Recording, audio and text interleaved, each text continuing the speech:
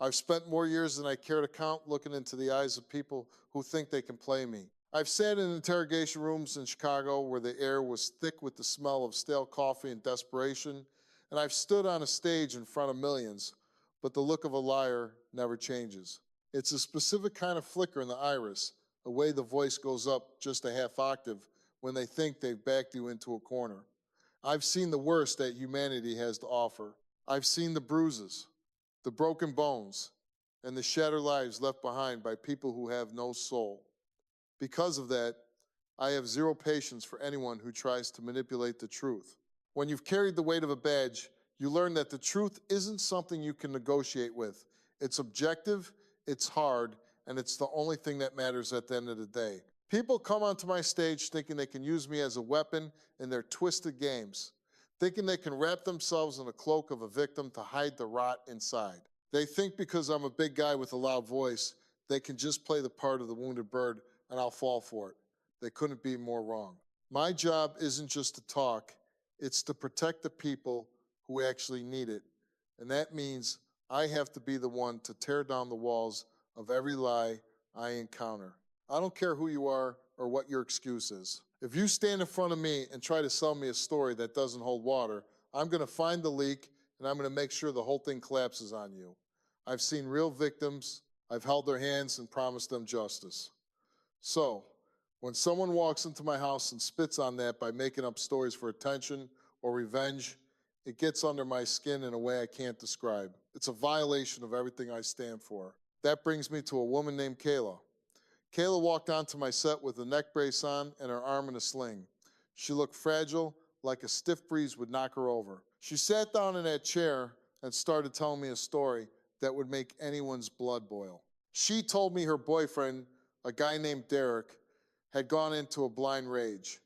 She claimed he threw her down a flight of stairs, kicked her while she was down, and left her for dead in their hallway. She had photos blurry, dark photos of bruising on her ribs and her face. She was crying, the kind of heavy, gasping sobs that usually signal genuine trauma. She said she was terrified for her life and that the only reason she was there was to warn other women about the monster she was living with. On the surface, it looked like a standard case of a coward putting his hands on a woman. But something was sitting heavy in my gut from the second she started talking. I've seen women who have been thrown downstairs. I've seen the way they flinch when a man moves too fast. Kayla wasn't flinching, she was performing. She kept looking at the monitors to see how she looked on camera. She kept adjusting that sling, but not like someone in pain, more like someone trying to make sure the prop was visible to the back row. Derek was backstage, and when I looked at him on the screen, I didn't see the face of a cold-blooded abuser. I saw a man who looked like he'd been run over by a truck, emotionally speaking. He looked hollow. He looked like a man who had lost his mind, trying to figure out how his life had become a circus. When I brought him out, Kayla immediately started screaming. She didn't look scared, she looked angry. There's a big difference.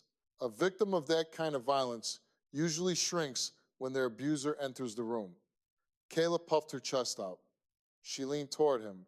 She started hurling insults, calling him a pathetic loser, telling the audience to look at the monster.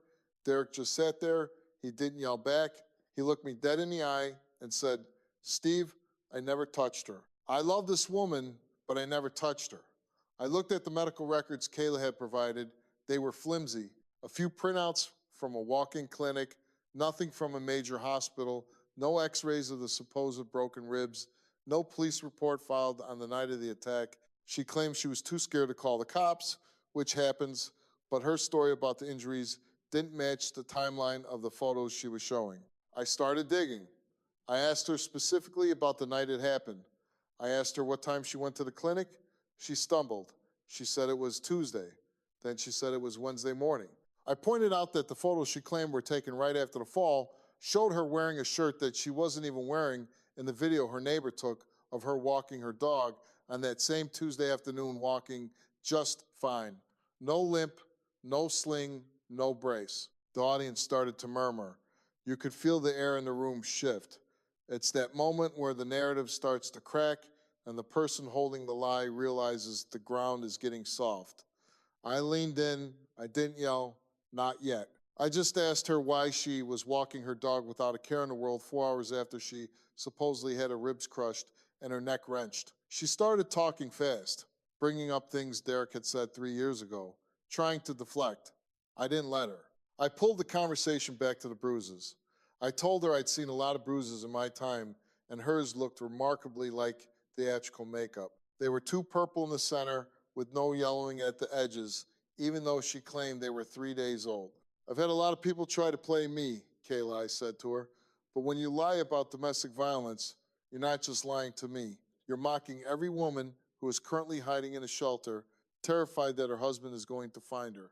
You're mocking every kid who has had to watch their mother get hit. She tried to cry again, but the tears wouldn't come. The well had run dry because she realized the sympathy was evaporating. Derek finally spoke up. He told me that Kayla had threatened to ruin him because he tried to break up with her. He said she told him if he left, she'd make sure he never worked again, that she'd tell everyone he was a wife beater. This is the part of the job that makes my stomach turn. Domestic violence is a real, horrific epidemic, and here was someone using it as a tactical strike in a breakup. I had a polygraph result in my hand. We had tested both of them. Derek had sat for that test for 2 hours. Kayla had also sat for it, though she complained the whole time that the straps were hurting her injuries. I looked at the folder on my lap. I knew what was in it. I could feel the weight of it. Kayla was watching my hands, waiting for me to open it. She started getting agitated. She stood up, claiming her neck was hurting too much to sit any longer. She started accusing me of being biased, saying I was just another man taking a man's side. That's the last resort of a liar. Attack the person holding the truth. I stood up too. I told her to sit back down. I told her we weren't done. I told her that if she was telling the truth, the paper in my hand would be her best friend. But if she was lying, it was going to be the end of her little show. She looked at the exit. She looked at the cameras. I saw the sweat on her upper lip. The facade was crumbling. She wasn't the wounded bird anymore. She was a cornered animal. I opened the folder and took a breath. I wanted to make sure I got every word right. I wanted there to be no ambiguity. When I looked up at her, I didn't see a guest. I saw the personification of why people don't believe real victims. I saw the reason why it's so hard for the truth to come out in this world. I looked at the results, and then I looked back at her. The silence in the studio was so thick you could have cut it with a knife. This is the moment I live for, not because I like the drama, but because I hate the deception. I've sat across from murderers who had more conviction in their lies than this woman had in her own name at that moment. I looked at Derek, who was literally shaking in his seat, his hands gripped so tight on the armrest that his knuckles were white. He was a man who had been pushed to the edge of a cliff, and he was waiting to see if I was going to push him off or pull him back. I turned my attention back to Kayla. She was still fidgeting with that sling, trying to look like she was in agony, but the mask was slipping. Her eyes were darting toward the wings of the stage, looking for an out. I didn't give it to her. I told her, Kayla, I've spent 20 years in law enforcement. I've seen people who have actually been through the things you're describing. I've seen what a body looks like after it's been thrown down a flight of stairs. It isn't pretty, it isn't neat, and it certainly doesn't look like what I'm seeing today. I opened the folder slowly. I told her that Derek took the polygraph. I told her the examiner asked him point blank, did you ever physically assault Kayla? Did you throw her down those stairs? Did you cause those injuries? Derek said no to every single one of those questions, and the polygraph determined he was telling the truth. The audience erupted, but I held up my hand to quiet them down. I wasn't done. I turned to Kayla and told her that she had also taken the test. I told her the examiner asked her if she had fabricated those injuries. I told her the examiner asked if she had lied about the assault. Kayla started shaking her head before I even got the words out. She started saying the test was rigged, that she was too nervous, that her pain interfered with the sensors. I've heard it all before. Every liar has a PhD in polygraph excuses. I looked her dead in the eye and said, Kayla, the test says you lied about everything. It says you weren't truthful about a single detail of that night. You weren't thrown down those stairs. He didn't touch you. You did this to yourself, or you painted it on just to destroy this man's life. That's when the explosion happened. She didn't just deny it, she went into a full-blown physical performance. She stood up, and in her rage, She completely forgot about her supposed injuries. She ripped the neck brace off and threw it onto the floor. She took her arm out of the sling, the arm she claimed was broken in 2 places, and she started pointing her finger in my face, waving that broken arm around like it was nothing. I just sat there. I didn't even move. I let her do it. I wanted every person in that room and every person watching at home to see the miracle cure that just took place on my stage. A woman who couldn't move her neck 5 minutes ago was now screaming at the top of her lungs, whipping her head back and forth, and using both hands to gesticulate wildly. I pointed at her arm. I said, "Look at that, Kayla. It's a miracle. You're healed. You've been sitting here for 40 minutes telling me you're in excruciating pain, and now you're throwing equipment around the stage. How does that work?" She realized she'd been caught. She realized she had just handed me the smoking gun on a silver platter. Her face went from victim to predator in a split second. She started screaming that I was a pig, that the show was a fraud, and that she didn't have to listen to this. She turned toward Derek and spit on the floor in front of him.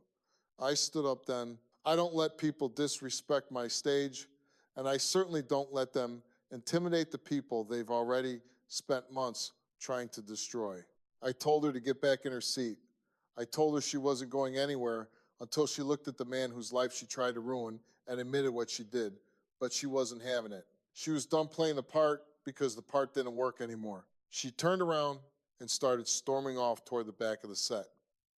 She was moving fast, no limp, no sign of the rib injuries that supposedly made it hard for her to breathe. I followed her. I'm not going to let someone walk away from the truth that easily. I walked off the stage behind her, the cameras following us into the dark hallways of the studio. She was screaming at the producers, telling them to get the cameras out of her face. I caught up to her near the exit. I told her, "You think you can just walk out? You think you can come on here, lie to my face, try to send a man to jail, and then just walk to your car and go get lunch? It doesn't work like that." I wanted her to feel the weight of what she had done. I wanted her to understand that her lies had consequences. She turned around, and the look in her eyes was pure venom. She told me she hated me. She told me I was the reason women are afraid to come forward. That hit me like a ton of bricks, but not in the way she wanted. It made me angrier because she was using the real suffering of real victims as a shield for her own narcissism. I told her, "No, Kayla, you are the reason. You are the reason why, when a woman actually gets hurt, the first thing some people do is doubt her. You make it harder for the people who are actually bleeding, who are actually broken, to be heard. You're a disgrace." I told her she needed to get out of my building. I told her I didn't want her anywhere near my staff or my audience. She continued to scream, a high-pitched, nails-on-a-chalkboard sound of someone who has lost all control. She started kicking the walls, showing more physical agility than most people who haven't fallen downstairs. Security stepped in then, and they started escorting her toward the street. I stood there in the hallway, watching her go, feeling the adrenaline and the disgust swirling together. I walked back onto the stage. The audience was in an uproar. They were standing, cheering, but I didn't feel like cheering. I looked at Derek. He was slumped over in his chair, sobbing. These weren't the fake tears Kayla had been squeezing out earlier. These were the tears of a man who had been holding his breath for months, waiting for the world to stop calling him a monster. I walked over to him and put my hand on his shoulder. I told him he didn't have to worry anymore. I told him the truth was out there now, and no one could take that away from him. But the look on his face told me the damage was already done. You don't just bounce back from something like that. Your reputation, your self-worth, your trust in people, it all gets incinerated when someone you love decides to use your life as a bonfire for their own twisted reasons. I sat back down in my chair. I needed a second to collect myself. I've done thousands of shows, but the ones where people fake injuries always get to me the most. It's a special kind of evil to take the tools of survival, the sympathy and help we offer to the wounded, and turn them into a weapon. I looked at the broken neck brace laying on the floor. It was a cheap piece of plastic, a prop in a play that had just been canceled. I thought about the police officers who might have arrested Derek if I hadn't stepped in. I thought about the neighbors who probably looked at him like he was scum. I thought about how close a lie can come to ending a person's existence. I've seen it happen. I've seen good men lose everything because of a whispered rumor, let alone a televised accusation. I addressed the audience, but I was really talking to the people at home. I told them that this is why we do what we do. This is why the polygraph matters. This is why we don't just take people at their word. In a world that wants everything to be black and white, the truth is often buried under layers of ego and spite. My job is to dig it up, no matter how much dirt I have to move. I looked at the camera and I felt that familiar fire in my chest. I wasn't just talking as a host. I was talking as a guy who has seen the scars, both the real ones and the ones people try to paint on themselves. I wanted to make sure that anyone else thinking about coming on my show with a fake story knew exactly what they were walking into. I stood there for a moment, just staring at that discarded neck brace on the floor of my stage. It looked like a piece of trash, which was fitting because that's exactly what the story it represented was. You see, when I was on a force in Chicago, I saw what real trauma looked like. I've walked into apartments where the walls were covered in holes and a woman in the corner was shaking so hard she couldn't even tell me her name. I've seen what happens when someone is actually thrown down a flight of stairs, the internal bleeding, the swelling that doesn't just disappear when you get angry, the genuine fear that lives in the eyes long after the person who caused it is in handcuffs. For Kayla to sit there and try to mimic that suffering, to weaponize the pain of actual survivors just because she wanted to get back at a guy for breaking up with her, it makes me sick to my stomach. It's a level of narcissism that I will never be able to wrap my head around. I looked over at Derek again. He was still in that chair, his head in his hands. He didn't look like a winner. Even though the truth was out, even though the polygraph had cleared him and Kayla had exposed herself as a fraud, he still looked like a man who had lost everything. And in many ways, he had. You can't just erase the memory of being called a monster on national television. You can't just unhear the screams of someone you used to love trying to put you in a cage. I walked over to the edge of the stage and looked out at the audience. They were still buzzing, talking amongst themselves, some of them looking at the exit where Kayla had just vanished. I needed to center this. I needed to make sure everyone understood that this wasn't just some gotcha moment for a TV show. This was a glimpse into a very real, very dangerous side of human nature. I told the crowd to settle down. I told them that what they just saw was one of the most disgusting things I've ever witnessed in my career. I've had people lie to me about drugs. I've had them lie about stealing. But to lie about being a victim of domestic violence is a special kind of low. It's a slap in the face to every person who didn't make it out of an abusive relationship. It's a slap in the face to every cop who has had to deliver a death notification because a domestic situation turned fatal. I looked directly into the lens of the main camera. I wanted to talk to the people sitting at home on their couches, the ones who might be going through something real. I told them, don't let what you just saw discourage you. Don't let one person's lies make you think the world won't believe you. The reason I get so angry, the reason I go after people like Kayla so hard, is because I want to protect the integrity of the truth for the people who actually need it. I went backstage for a minute to check on the situation. The hallway was quiet now, but you could still hear the distant sound of Kayla screaming outside the building. She was out on the sidewalk, making a scene, probably hoping someone with a phone would record her so she could keep the lie going on social media. My security team was standing post at the doors, making sure she didn't try to charge back in. One of my producers came up to me, looking a little shaken. She'd been the one to pre-interview Kayla, the one who had listened to the hours of fake stories and looked at the stage photos. She felt responsible. I put a hand on her arm and told her to forget it. These people are professionals. They spend their whole lives perfecting the art of the con. They know how to mirror emotion. They know how to hit the right notes of vulnerability to get what they want. If a seasoned detective can be fooled, a producer can be fooled. The difference is we have the tools to find the truth before the final curtain falls. I asked where Derek was, and they told me he was in the dressing room trying to collect himself. I walked into the dressing room and found him sitting on a small sofa. He looked up at me, and his eyes were red.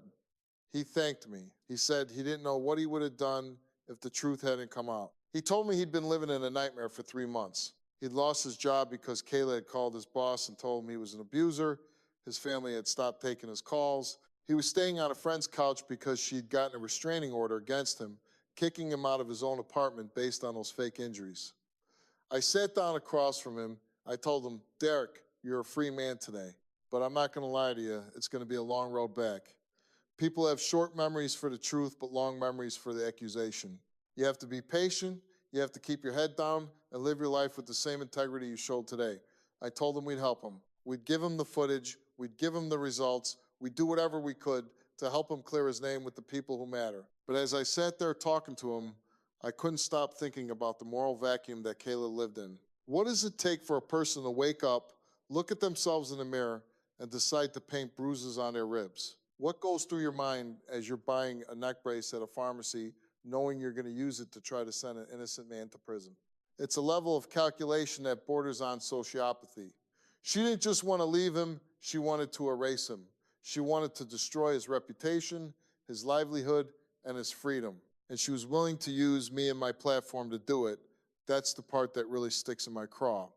She thought I was a tool. She thought she could pull my strings by crying and playing the victim card. She thought she knew me. She thought because I'm a protector of women, I'd be blind to the possibility that a woman could be the predator. Well, she learned a very expensive lesson today. She learned that my loyalty isn't to a gender or a demographic, it's to the truth, period. I've seen this pattern before. It starts with a small lie, a little exaggeration, to get sympathy. Maybe they say he pushed them when he really just walked away. Then, when that doesn't get enough attention, the lie grows. They start adding details. They start looking for props. They start convincing themselves that the lie is true because they want the result so badly. By the time they get to my stage, they've told the lie so many times they actually believe they're the victim. But the body doesn't lie, the polygraph sensors don't lie, and when the pressure gets high enough, the mask always cracks. Kayla's mask didn't just crack, it shattered into a million pieces. The way she moved, the way she yelled it was all the proof I needed, even without the polygraph.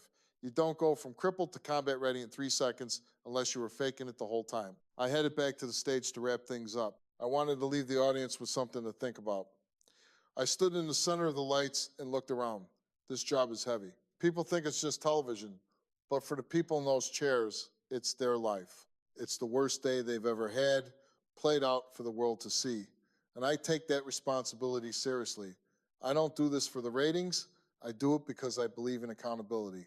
I believe that in a world where everyone is trying to spin their own version of reality, there has to be a place where the truth is final. I told the audience that we were done for the day, but I wanted them to remember Derek's face.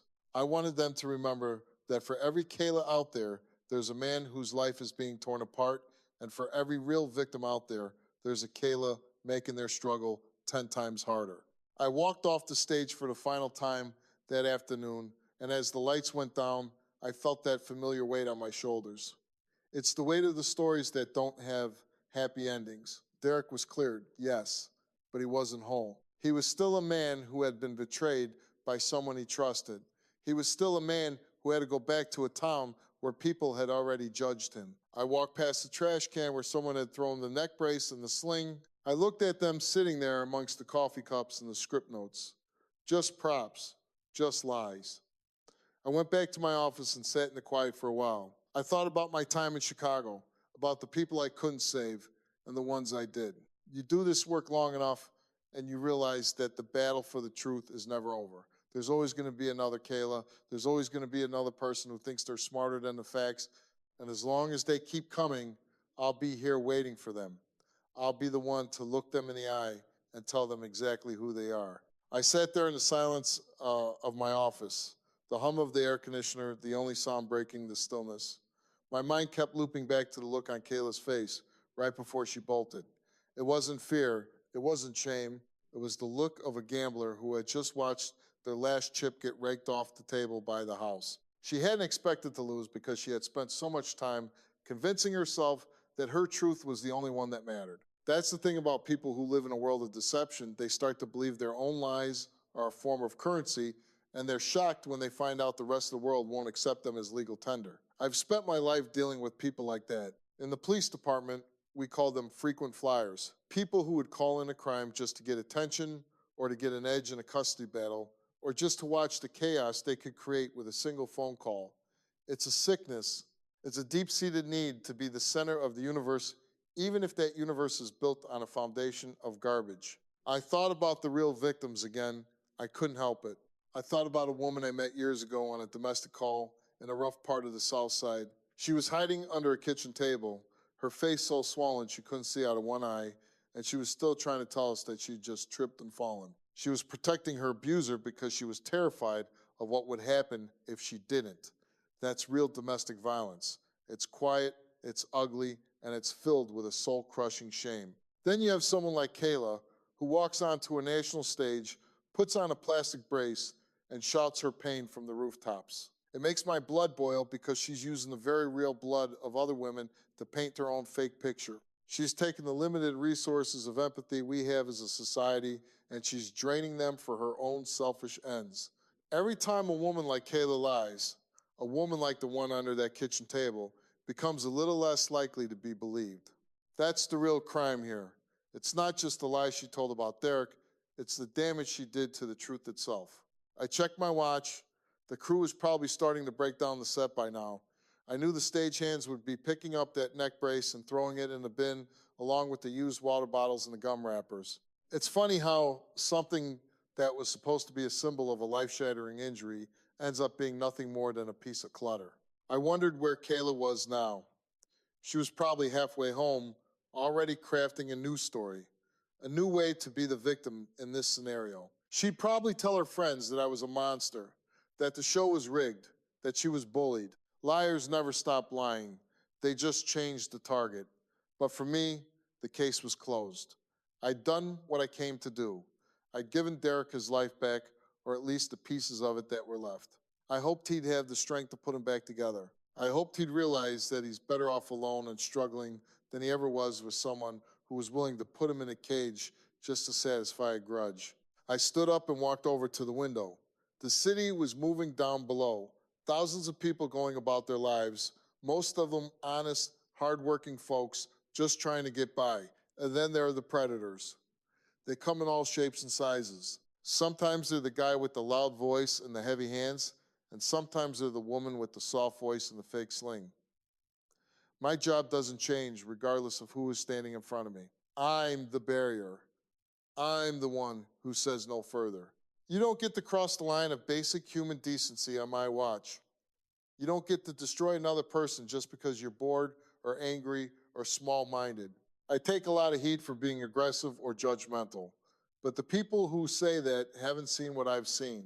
They haven't seen the victims who can't speak for themselves. They haven't seen the wreckage left behind by a well-placed lie. If being judgmental means standing up for the truth, then I'll wear that label like a badge of honor. I'm a big believer in the idea that you are what you do when no one is watching, but I also think you're defined by what you do when the world is watching.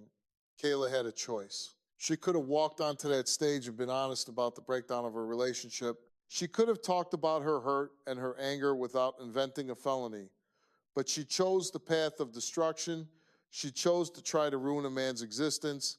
And because she made that choice, she had to face the consequences. There's a certain weight to the truth that a liar can't handle. It's too heavy for them. They're used to the lightness of fabrication, where they can change the rules whenever they want. When they hit the wall of objective reality, the polygraph, the video evidence, the basic laws of physics that say you can't scream and wave your arms if your neck and ribs are shattered, they crumble. They always crumble.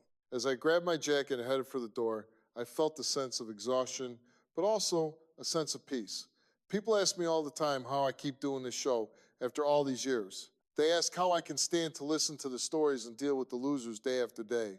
The answer is simple. I do it for the people like Derek. I do it because there has to be a place where the truth actually wins.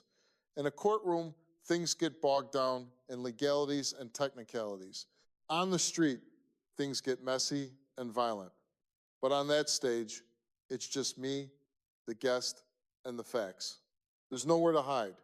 There's no lawyer to object, no red tape to hide behind. It's the ultimate accountability. And as long as there are people trying to lie their way through life, I'll be there to call them out on it. I'll be the one holding the folder, waiting for the moment when the mask falls off. I walked out of the studio and into the cool evening air. The lights of the building were bright against the darkening sky. Another day, another truth told, another liar exposed. It's not a glamorous job, and it's certainly not an easy one, but it's mine. I thought about Derek one last time, hoping he was somewhere safe, somewhere quiet, finally able to breathe without the weight of an accusation hanging over his head. That's the goal. That's why I do what I do. If I can clear the air for one person, if I can stop one life from becoming a life sentence, then the shouting and the stress and the long hours are all worth it. If you're watching this or if you're out there living it, just remember the truth doesn't need a sling or a brace to stand on its own. It's the only thing that lasts. If you're going through something, if you're a victim, speak up. But if you're thinking about making it up, think again. Because eventually, you're going to have to look someone like me in the eye, and on that day, your lies won't save you.